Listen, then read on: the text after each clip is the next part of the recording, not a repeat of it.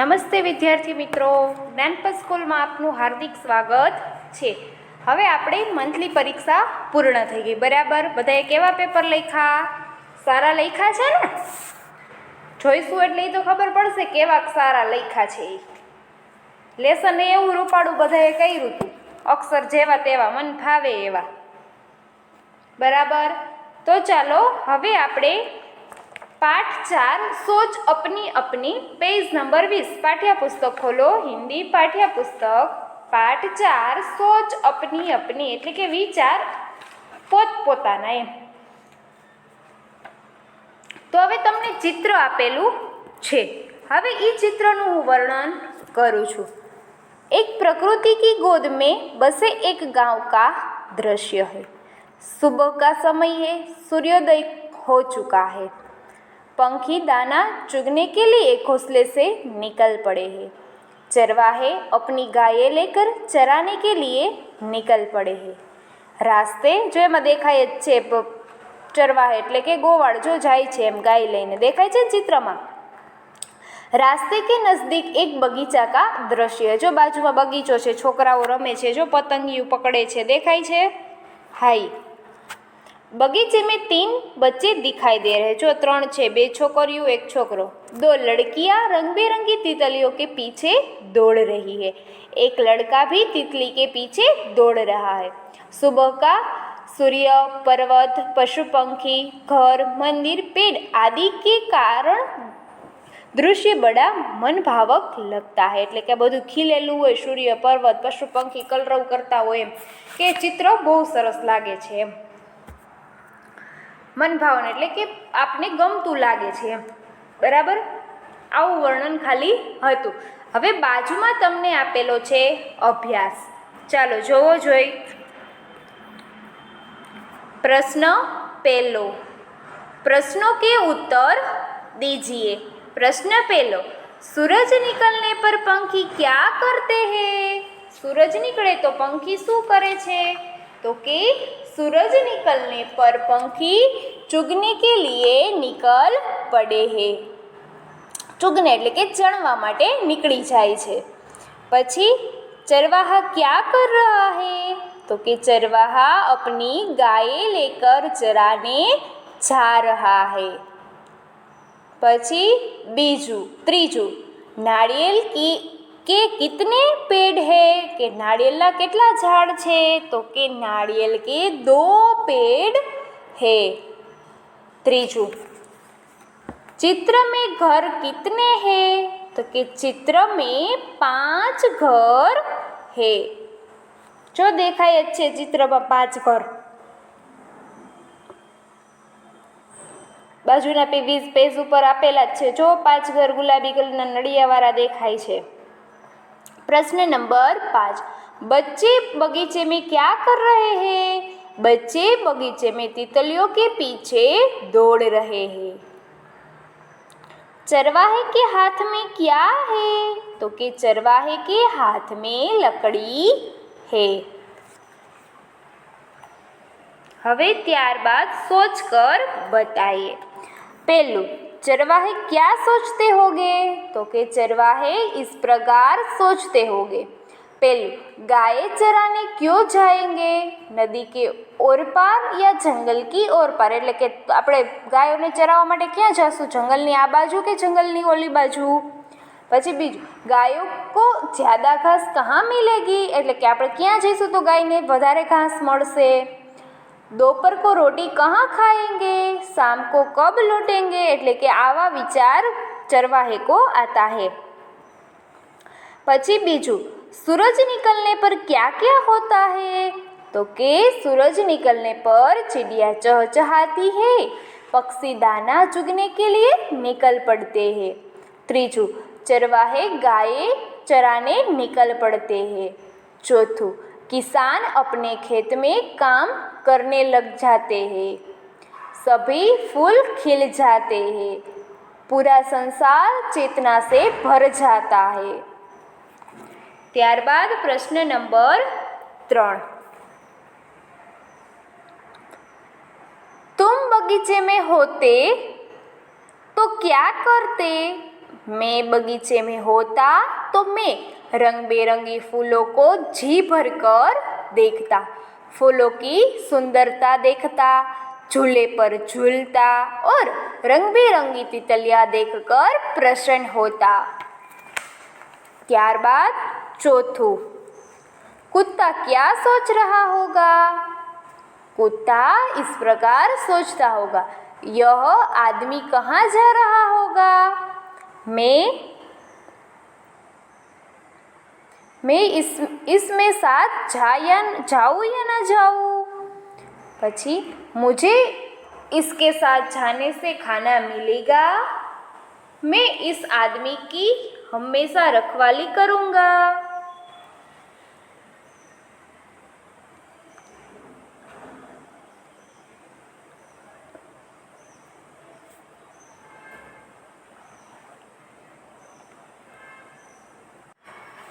હવે પાંચમું, तितलियाँ उड़ती क्यों है? तो कि तितलियों को उड़ने का ही मजा आता है। ત્યારબાદ છઠ્ઠું, 2 या 3 पंखी साथ साथ क्यों उड़ते हैं? क्योंकि वो साथ में रहने ही उसे मजा आ रहा है। એટલે કે પંખીઓ સાથે હોય કે એ જોજો એ ગ્રુપમાં ટોળામાં જ હોય, જોયા છે ને તમે? એટલે એમ કે એ એકાદું પંખી ખવાઈ ન જાય એની સાથે એના બચ્ચા હોય ક્યારેક અને બીજું પંખી આવે તો રક્ષણ મળે, એમ કે જૂથમાં હોય તો એમ। હવે ત્યારબાદ ત્રીજું, चित्र के आधार पर प्रश्नों के उत्तर लिखिए। હવે પહેલું શું છે? તો કે व्यापारी क्या ले जा रहा है? તો શું લઈને જાય છે? તો કે ટોપિયા। જો દેખાય છે ટોપી તો લખવાનું, શું લઈને જાય છે? તો કે ટોપિયા। તમારે ટૂંકમાં જ લખવાનું, બરાબર? ટોપિયા।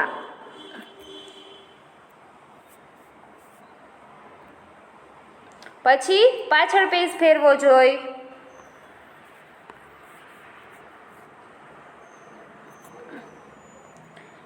व्यापारी टोकरिया कहाँ रखता है?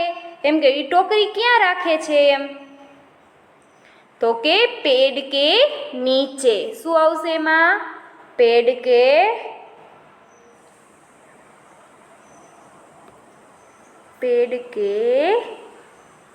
नीचे।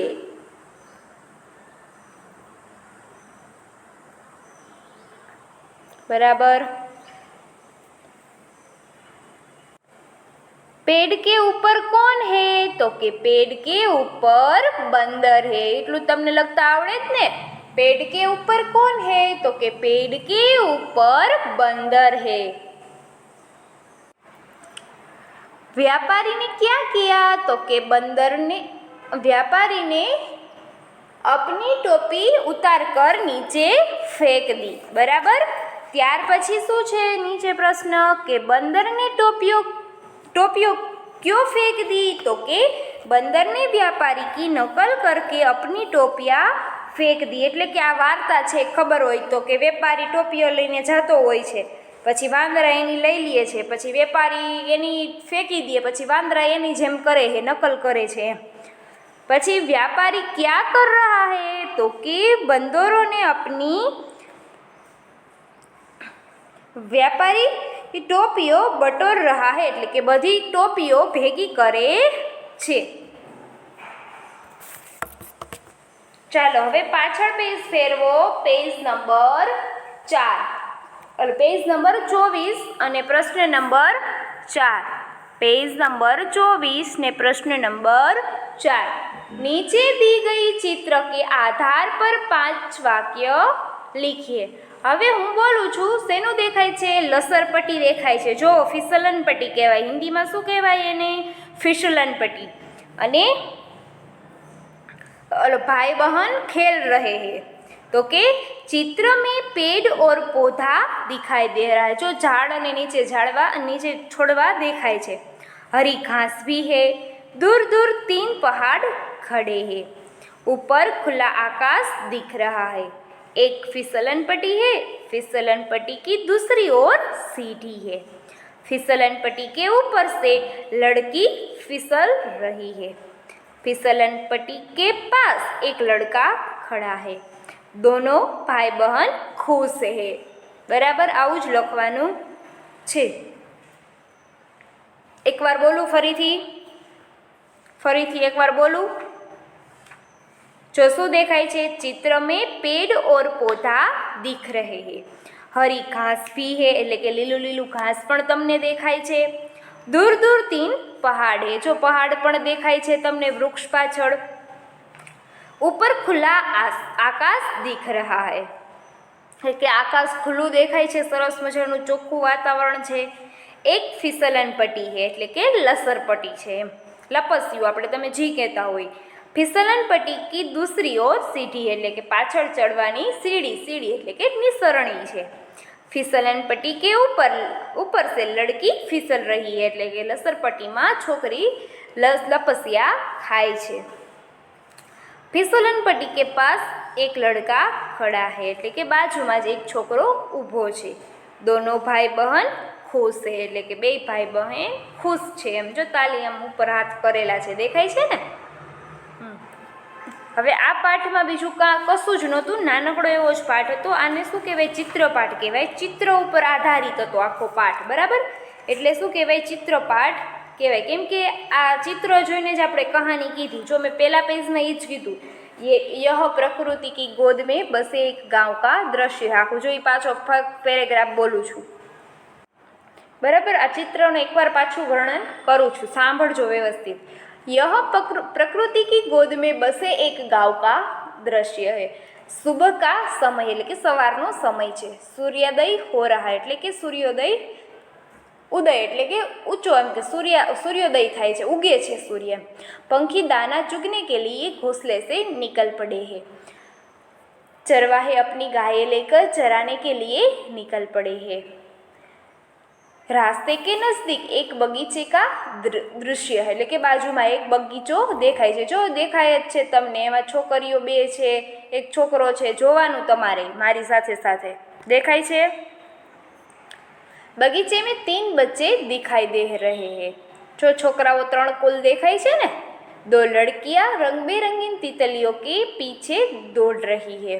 एक लड़का भी तितली के पीछे दौड़ रहा है। तितली એટલે કે પતંગિયું, એ તો ખબર છે ને। सुबह का सूर्य, पर्वत, पशु पंखी, घर, मंदिर, पेड़ आदि के कारण दृश्य बड़ा मनभावक लगता એટલે કે મનને પ્યારું લાગે એવા લાગે છે, બરાબર। હવે તમારે હોમવર્કમાં પેજ નંબર 24 અને આ જે વાર્તાનું આખું વર્ણન જેવું આપ્યું હતું ને તમને, ચિત્રને જોઈને આધારે પ્રશ્નો, બરાબર, એ તમારે પૂરવાનું છે। એટલે કે આખું સ્વાધ્યાય તમારી રીતે પૂરી નાખવાનું છે, અભ્યાસક્રમ આખો, બરાબર। વ્યવસ્થિત રીતે આવડે એવું જ છે, કાંઈ એમાં અઘરું નથી, બરાબર। જેવું આવડે એવું તમારી રીતે પૂરી લેવાનું રહેશે। સાવ સહેલું છે। હું 2 વાર તો હું બોલી હું, અને ન આવડે તો પછી વિડીયો પોઝ કરતું જવાનું, લખતું જવાય, પોઝ કરતું જવાનું, લખતું જવાનું, બરાબર। અને આવડે જ એવું કાંઈ અઘરું નથી, બરાબર। છેલ્લે પાઠ પૂરો થઈ, અહીંયા 24 પેજ ઉપર આપેલો છે, એ ચિત્ર જોઈને જ લખવાનું છે, બરાબર। તો ચાલો હવે આપણે અહીંયા સુધી રાખીશું। અસ્તુ, જય હિન્દ, વંદે માતરમ।